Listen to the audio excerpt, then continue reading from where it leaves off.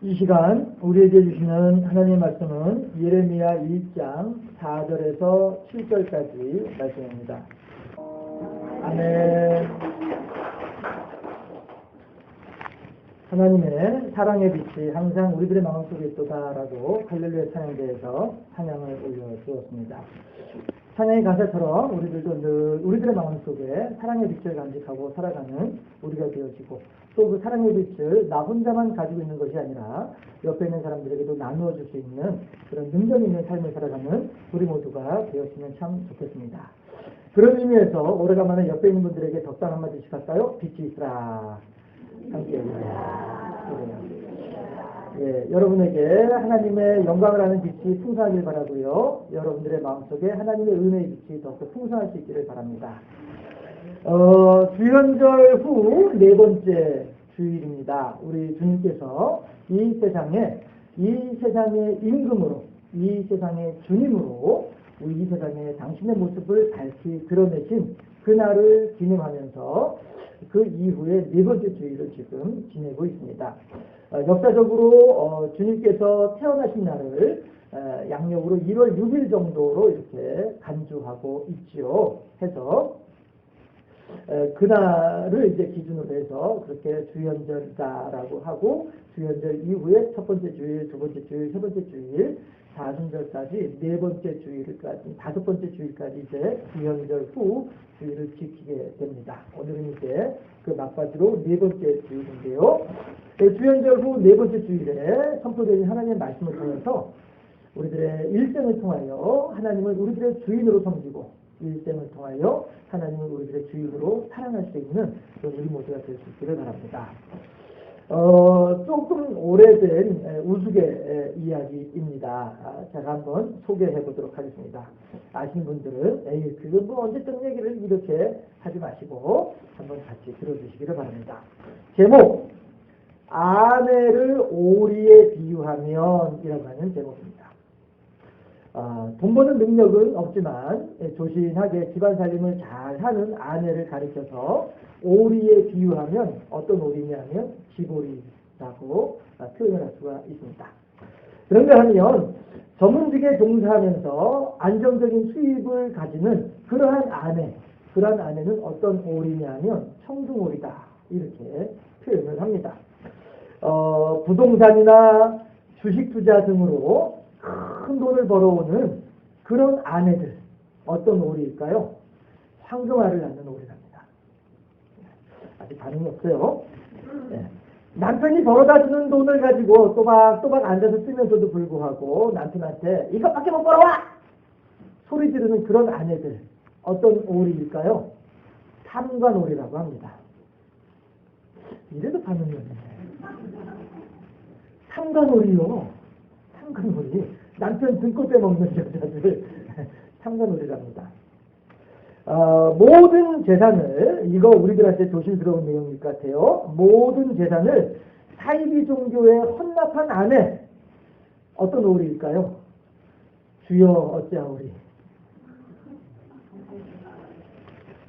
예. 그런가 하면 돈 많이 벌어놓고 일찍 죽은 아내가 있어요. 그런 사람들은 어떤 오리라고 표현을 할까요? 아싸가오리. 물론 현대사회가 되면서요, 이 여성들도 능력이 되고 형편이 되면 이렇게 경제활동도 하고 하면서 어떤 경제적으로도 또 사회활동을 통해서 심적으로도 이렇게 안정을 찾고 보다 더 윤택한 삶을 살아가고 하는 이런 것들은 참 좋은 일이죠. 예. 그러나 이 우스갯소리에서 우리가 한번 생각해 볼 만한 내용은 뭐냐면, 이 남자씨들의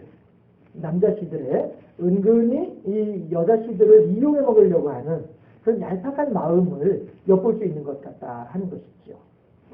그래서 그다지 그렇게 좀 이거는 세월의 흐름 속에서 또 그래요. 뭐 남자 혼자서 걸어서 어떻게 가족들 하다못해 애들 학원 등하는데도 보통이 아닌데, 이런 걸 생각을 해보면 또 어쩔 수 없는 현실이구나 하는 그런 생각을 해보기도 합니다. 하지만 이거는 어쩔 수 없는 사람의 일입니다. 이 세상에 발붙이고 살아가는 사람들의 이야기일 뿐입니다. 반면에 하나님께서는요, 전지하시고 전능하시기 때문에 어떤 누군가의 도움도 필요하지 아니하시고 당신 혼자서 그 모든 일들을 다 하실 수 있는 이러한 전능하신 하나님이시다 하는 사실을 우리들은 또한 다들 믿고 있습니다. 그 전능하신 하나님께서 오늘 본문을 통해서 하시는 말씀이 무엇인지 그 음성을 들을 수 있는 시간이 되어주시기를 바랍니다. 하나님께서 오늘 본문에서 예레미야라고 하는 한 사람을 택정해서 그 사람을 하나님께서 당신의 선지자로 세우고 계십니다. 그런데 이 하나님과 예레미야의 대화가 참 재미가 있다 하는 것이죠. 본문 5절 말씀을 함께 합독해 보실까요? 5절 말씀입니다. 내가 너를 모태에 짓기 전에 너를 알았고 네가 배에서 나오기 전에 너를 성별하였고 너를 여러 나라의 선지자로 세웠노라 하시기로. 아멘. 이게 뭡니까? 하나님께서 예레미야를 선택을 하시는데 그냥 이렇게 쑥 둘러보다가 그래 너 좋겠다 이게 아니라는 거예요. 이게 아니고 하나님께서는 이미 만세 전부터 그 복중에 죽기 전부터 그가 태어나기도 전부터 이미 하나님께서는 예레미야라고 하는 한 사람을 특별히 특정해가지고 그 사람을 정해놓고 그 사람을 당신의 종으로 삼겠다라고 말씀하신다 하는 거예요. 예수님께서 말씀하신 가운데에서도 뭐라고 말씀하십니까? 오직 하늘에 계신 아버지의 뜻이 아니고서는 삼재 한 마리도 땅에 떨어지지 아니한다 말씀하고 계시죠. 그렇습니다. 예레미야가 하나님의 선지자로 선택되어지는 때에는요, 전적으로 하나님의 계획하심이요, 하나님의 주권이시요, 하나님의 선택이셨더라라고 하는 것입니다. 반면에 예레미야의 의사는 전혀 여기에 반영되어 있지 않습니다. 그렇죠? 예레미야가 그 어미의 복중에 지어지기도 전에 하나님, 나를 하나님의 종으로 삼아주시기 바랍니다 하지 않는다는 거예요. 네. 오직 하나님께서 전적으로 예레미야를 당신의 종으로 세우고 계신다는 겁니다. 사도 바울은 로마서 5장 8절에서 무엇이라고 말씀을 하고 계시느냐면요. 우리가 아직 죄인 되었을 때에 그리스도께서 우리를 위하여 죽으심으로 하나님께서 우리에 대한 자기의 사랑을 확증하셨느니라. 아멘.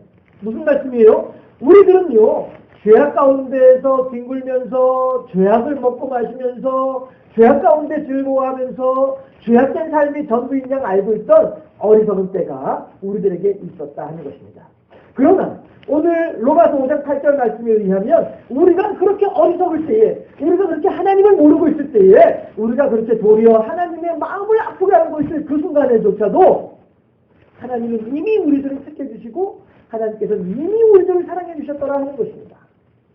우리들은 도저히 하나님의 사랑에 대해서 알지 못하고 하나님이 누구인지조차도 모르고 있던 그 어두웠던 때에조차도 하나님은 이미 우리들을 사랑하셨고 이미 우리들을 위해서 십자가에 달려 돌아가심으로써 우리들을 향하신 당신의 사랑을 확증해주고 계셨더라 말씀하고 있는 것입니다.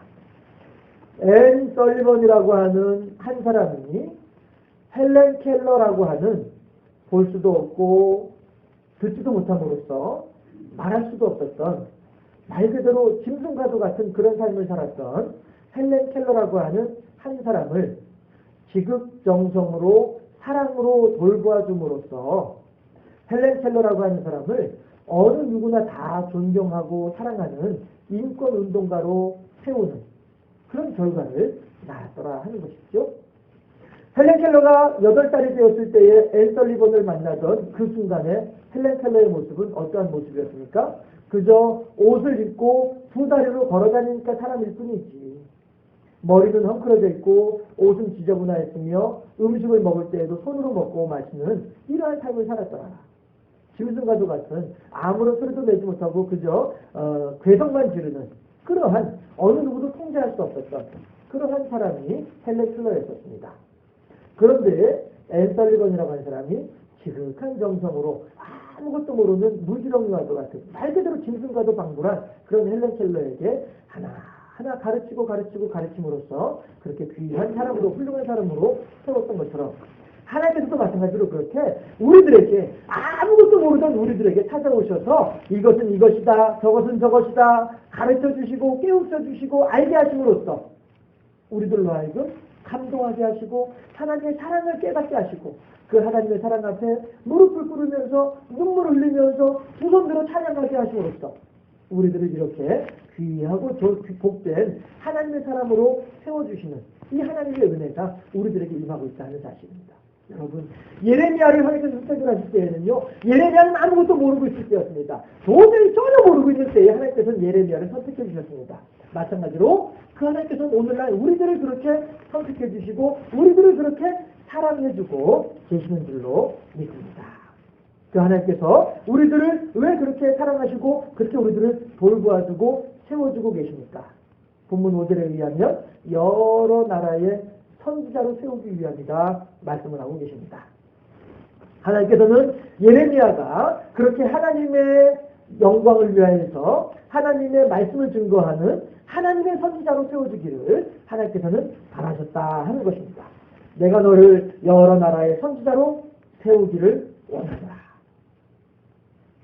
예수님께서는 말씀하시기를 얘들아 내가 지금이라도 하늘의 군대를 12명이나 더 되는 하늘의 군대를 불러내서 이 로마 군인들을 이 바리새인의 하수인들을 싹 다 쓸어낼 만한 능력이 없는 줄로 아느냐. 나한테 다 있다.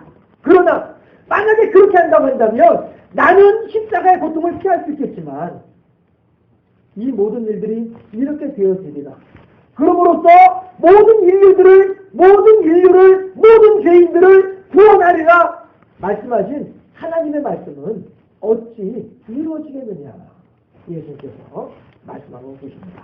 오직 하나님의 뜻을 이루어드리기 위해서 예수님께서는 하늘의 군대를 12명이나 더 되는 그 대단위의 군대들을 데리고 와서 불러와서 당신 스스로의 안전을 도모할 수 있었음에도 불구하고 오직 하나님의 뜻을 이루기 위해서 그 모든 특권들을 그 모든 능력들을 내려놓고 어느 누구보다도 비참한 죄인의 모습으로 십자가에 달려 돌아가셨던 분이 예수님이셨더라. 왜요? 오직 하나님의 뜻을 이루기 위해서, 오직 하나님의 영광을 위해서, 오직 하나님의 사람을 향하신 사랑하심과 자비하심의 그 계획을 이루어드리기 위해서 당신의 능력을 다 내려놓고 십자가에 오르셨던 예수님. 그 예수님께서는 우리들에게 그렇게 예레미야가 아니면 그렇게 우리들을 하나님의 종으로 세워주기를 바라고 부르고 계신다 하는 것입니다. 예레미야가 아니면 날아가는 창세를 이용해서라도 세계적인 선지자를 만들 수 있는 능력을 하나님께서는 가지고 계시다 하는 것입니다. 이스라엘 백성들이 예수님을 찬양하지 아니하면 이 돌들이라도 찬양할 것이다. 하나님은 그만한 능력을 가지고 계신 분이다 말씀하고 계신데 그럼에도 불구하고 예수님께서 하나님께서 예레미야를 선택하신 이유가 무엇이겠는가? 어째서 하나님께서 오늘날 우리들을 사랑하시고 오늘날 우리들을 하나님의 백성으로 삼아주셨을까? 그 이유가 무엇일까? 예레미야에게 복주기 위함이다 라고 하는 사실입니다. 민수기 31장을 보면은요, 광야에서 이스라엘 백성들이 전쟁을 하러 나갑니다. 100만 명이나 되는 이스라엘 사람들 가운데에서 전쟁을 하러 나가는 사람들은 한 지파에 1000명씩 12지파니까 12,000명이 전쟁을 하러 나갑니다. 하나님의 군대, 하나님의 이름으로 나아가서 하나님의 영광을 위해 싸울 때에 하나님께서 어찌 그 군대에 패전을 안겨줄 수 있겠습니까? 넉넉히 이기고도 남음이 있는 그러한 전쟁이었습니다. 그리고 이스라엘 군인들은 많은 전리품을 가지고 돌아오게 됩니다. 모세는 그 전리품을 정확하게 반으로 나누라 명합니다. 반으로 나눈 전리품을 가지고 2분의 1은 전쟁터에 나가지 않았던 100만 명의 사람들에게 주면서 골고루 나누어 가더라. 나머지 반은 전쟁터에 나갔던 군인들 12,000명에게 주면서 골고루 나누어 가지라. 여러분, 한번 생각을 해봅시다. 100만 명에게 100만 원을 가지고 100만 명이 나누어 가지는 것과 100만 원을 12,000명이 나누어 가지는 것과 누가 더 많은 것을 가지게 되겠습니까? 전쟁터에 나가지 않았던 백성들, 평안하게 홍야홍야를 놀았던 백성들은 그만큼 하나님으로부터 은혜를 받되 적은 분량을 받을 수밖에 없다는 것입니다. 그러나 목숨을 걸고 하나님의 영광을 위해서 전쟁터에 나가 칼과 창을 휘둘렀던 그들에게는 많은 몫을 하나님께서 돌려주시는 것을 우리들은 볼 수가 있다 하는 것입니다. 하나님께서 우리들을 부르셨습니다. 왜 부르셨습니까? 복 주기 위해서 부르셨다 하는 것입니다. 하나님께서 우리들을 사용하시고자 하십니다. 왜 사용하려고 하십니까? 그러므로써 우리들에게 복을 더해주기 위해서 우리들을 사용하시려고 한다 하는 것입니다. 그런데 더 재미있는 일이 있습니다. 하나님께서 그렇게 전리품을 나누어 가진 이스라엘 백성들에게 하나님께 감사의 예물을 바쳐라 말씀하세요. 그런데 감사의 예물을 바치는데 어떻게 바치라고 하느냐 하면 전쟁터에 나가지 않았던 사람들, 조금밖에 받지 못했던 사람들, 이 사람들에게는 그 받은 것 가운데 50분의 1을 하나님께 바치라 이렇게 말씀을 하세요. 조금밖에 쥐꼬리만큼 받았는데 그 중에서 50분의 1을 하나님께 바치라고 해요. 참 하나님 째째하시네 할 수 있을 것 같아요. 그런데 그 뒤에 뭐라고 말씀하시냐면 그런데 전쟁터에 나갔던 군인들, 많은 것을 가지고 있는 군인들, 그 군인들은 가지고 있는 것 가운데에서 500분의 1만 바쳐라 이렇게 말씀하세요. 예수께서 말씀하시죠. 무릇 있는 자는 더 가질 것이요 없는 자는 있는 것마저도 빼앗기리라. 우리가 하나님을 향해서 어떻게 헌신하고 있습니까? 우리가 하나님을 향해서 어떻게 봉사하고 있습니까? 우리가 하나님을 향해서 어떻게 충성하고 있습니까? 하나님께서는 그 모습을 바라보시면서 우리들에게 주여 주님께서 주신 5달란트가 있나이다. 아니다. 그래도 이 1달란트마저도 더 가지거라. 주시는 하나님이시라는 겁니다. 주여 저에게 이미 10문화가 있나이다. 아니다. 이 1문화마저도 마저 가지거라. 없는 자의 것을 빼앗아서 있는 자에게 주시는 하나님이시라는 것입니다. 여러분, 우리가 하나님을 향해서 헌신하고 하나님을 향해서 충성하고 하나님을 향해서 온갖 그 부르심의 소명이 한반도로 해가게 될 때에 하나님은 그렇게 우리들에게 풍성한 은혜로 풍성한 복으로 함께 하실 줄로 믿습니다. 이것이 바로 예레미야를 여러 나라의 선지자로 세우시는 하나님의 뜻이며 오늘날 우리들로 하여금 하나님의 백성으로 삼아주시고 하나님의 영광을 위한 하나님의 도구로 삼아주시는 하나님의 뜻이 여기에 있는 줄로 믿습니다. 그렇죠. 우리들의 노동력을 착취하기 위해서 하나님께서 우리들을 하나님의 종으로 세우신 것 아니다는 것입니다. 우리들의 있는 재물을 탐내서 하나님께서 우리들에게 그 직분을 맡겨주신 하나님이 결코 아니다라고 하는 것입니다. 하나님께서는 우리들이 자그마한 것을 하나님께 드릴 때에 더 큰 것으로 주시기 위하여서 하나님께서 우리들을 당신의 종으로 불러서 세워주고 계신 줄로 믿습니다. 그렇다면 우리들의 앞에 놓여져 있는 우리들의 십자가는 우리가 감당하기 어려운 우리가 감당하기 힘든 그러한 십자가일까요? 무릇 시험당할 일이 있으면 능히 피하게 하신 하나님인 줄로 믿습니다. 무릇 시험당할 일이 있을 때에 우리가 감당치 못할 시험은 아예 주지 아니하시는 하나님이신 줄로 믿습니다. 다시 민수기 31장을 돌아가서 이스라엘 백성들이 전쟁터에 나아가서 창과 칼을 휘두를 때에 그 전쟁은 어떤 전쟁이라고 했습니까? 하나님의 영광을 위한 전쟁이라고 했습니다. 그 영광은 어떤 전쟁입니까? 내 힘과 내 능력으로 이기는 전쟁이 아니라 하나님을 향한 믿음으로 이기는 전쟁이라고 했습니다. 이스라엘 백성들은 그저 칼과 창을 들고만 있으면 그 자리를 지키고만 있으면 나머지는 하나님께서 다 알아서 하시는 전쟁이다라고 하는 것입니다. 우리들이 그렇게 하나님의 영광을 위해서 헌신하고자 할 때에 우리가 그렇게 하나님의 이름을 드러내기 위해서 하나님께 충성하고자 할 때에 그 마음 하나만으로도 하나님께서는 영광을 받으시고 우리들의 자그마한 수고와 자그마한 열정 하나만 가지고서도 하나님께서는 큰 능력과 열매를 거두시는 하나님이시다 하는 것입니다. 6절에서 예레미야가 오늘 본문 예레미야 1장 6절에서 예레미야가 하는 말이 주여 슬프도소이다. 나는 아이라 말을 하질 모르나이다. 예레미야는 고백하고 있습니다. 하지만 무슨 이야기입니까? 하나님 저 하기 싫은데요? 이 뜻입니다. 하나님 왜 하필이면 접니까? 이런 의미입니다. 슬프도소이다 주여 나는 아직 어린아이라서 말을 하질 모릅니다. 라고 하는 고백은 어떻게 보면 하나님을 향하여서 겸손한 고백인 고백인 것으로 생각될 수도 있습니다. 우리가 어떤 일을 맡기고자 할 때 아이고 그거 다 못해. 잘하는 사람 시켜. 겸손이요? 솔직하게 생각해 봅시다. 겸손으로 그렇게 합니까? 그거 있잖아. 나는 그거 잘 못하는데 그 사람은 그거 참 잘해. 그 사람한테 맡겨. 겸양입니까? 솔직하게 말합시다. 하기 싫다는 뜻 아니겠습니까? 예레미야가 지금 주여 슬프도소이다 나는 아이라 말을 할 줄 모릅니다. 불신앙이다라고 하는 것입니다. 하나님을 향한 게으름입니다. 하나님을 향한 불순종이라고 하는 사실입니다. 하나님께서 우리들을 부르실 때에 그렇게 우리들은 하나님을 향하여 대답하고 있지 않은가 돌아보고 살펴보아야만 할 것입니다. 내가 싫으면 할 수 없는 것처럼 주님이 맡겨주신 사명도 내가 싫으면 결코 할 수 없는 일이 되어지고 만다고 하는 사실입니다. 그러나 나를 사랑하여 주시는 하나님을 생각하면서 존귀 영광 모든 권세 주님 홀로 받으소서 멸시천대의 십자가는 제가 지고 가오리다 고백하는 그 심령 가운데 하나님께서는 더 큰 은혜를 더하시고 더 큰 복으로 함께 하실 줄로 믿습니다. 함께 오늘 본문 7절 말씀을 합독하도록 하겠습니다. 오늘 본문 예레미야 1장 7절 말씀을 합독합니다. 여호와께서 내게 이르시되 너는 아이라 말하지 말고 내가 너를 누구에게 보내든지 너는 가며 내가 네게 무엇을 명령하든지 너는 말할지니라. 아멘. 우리의 참 주인 되시는 예수님께서 이 땅에 사람의 몸을 입고 나타나신 것을 기념하는 주현절 이후 네 번째 주일입니다. 오늘 우리는 우리의 주인 되신 하나님의 부르심에 대해서 어떻게 응답하고 있을까요? 제자들이 묶여있는 나귀를 풀러서 끌고 가려고 할 때에 나귀 주인이 하는 말이 여보시오! 그건 내 나귀인데 그거 왜 가져가십니까?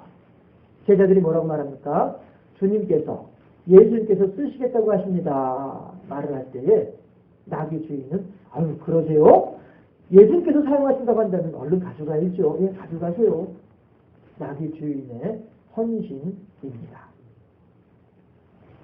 우리도 우리의 욕심, 우리의 게으름, 우리의 불신함을 내던지고 오직 하나님의 종으로서 하나님께서 사용하기 위하여서 만세전부터 택정하셨다가 때가 이름에 우리를 불러주신 그 하나님의 계획하심에 온전히 순종함으로써 우리의 주인 되신 하나님을 기쁘시게 해드리는 하나님의 착하고 충성된 종으로 세워주는 것, 이것을 우리 주님께서는 오늘 우리들에게 원하고 계신다는 사실을 우리들의 마음에 깊이 새기시고 마귀 사탄의 괴계가 창궐하고 있는 이 시대 속에서 오직 하나님의 진리의 등대의 불빛을 밝히 비춰낼 수 있는 귀하고 복된 하나님의 사람으로 세워질 것을 깊이 결단할 수 있는 우리들이 되어질 수 있기를, 그렇게 하나님의 부르심에 아멘으로 화답할 수 있는 우리들이 되어질 수 있기를, 그렇게 하나님의 영광을 위해서 귀히 쓰임받는 착하고 충성된 종이 되는 우리 모두가 되어질 수 있기를